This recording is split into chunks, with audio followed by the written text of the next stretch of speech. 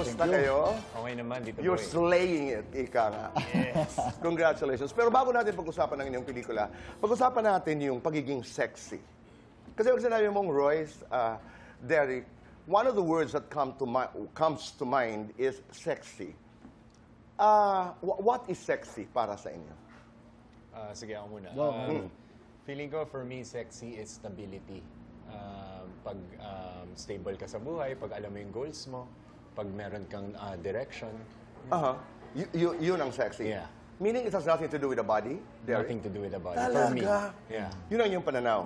Kasi ako, nag-workout lang naman ako, Tito Boy, kasi gusto ko lumakas yung deadlift ko, lumakas yung bench press ko. Okay. For numbers. Pero yung totoong sexy sa akin is yun nga, stable ka and you know how to carry yourself. I respect that. Ikaw, Royce? Ako naman po para sa Tito Boy, discipline.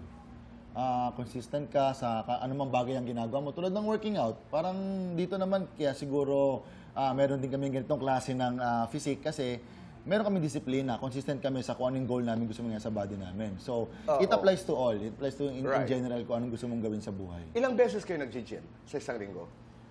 Derek, ikaw? Every day, Tito Boy. Every day.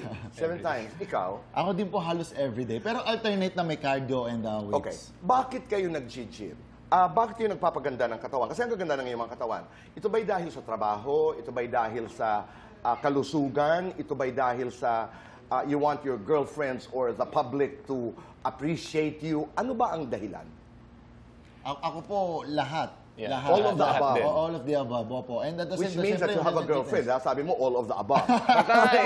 You know, di ba? Ngayon ko lang po sabihin, parang para sa lahat ng bagay po na yun, binigay nyo rin Kasi may options. epekto yan sa work. Di ba? Yes po, yes po. Do you get cast because, bagay dito si Derek dahil maganda ang katawan? Nakakahanap ka ng trabaho?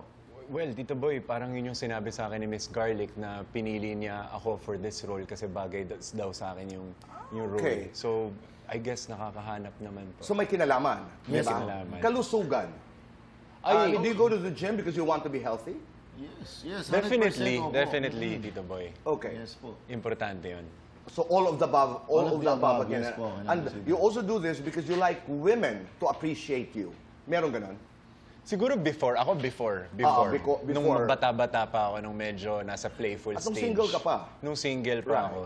Siyempre kasi at the end of the day, tayong mga tao, may animal instinct din tayo na parang yun yung, parang pang-peacock. Pag nagganon sila ng ano nila, yun yung pang-attract nila. Ako, it makes a lot of sense. Diba? Parang, Ikaw, Ako po lahat, hindi lang women, kumbaga lahat. Kasi ako, honestly, Tito Boy, pag nakita rin po ako ng kahit lalaki man yan, babae, or any gender man yan na maayos yung physique nila, medyo na ano rin ako Okay. Parang na-inspire din ako, na-motivate din ako. So at the same time, gusto ko ganun din yung ibigay kong parang affection towards sa mga okay. nakakapansin din Ako po sa agree akin. ako doon.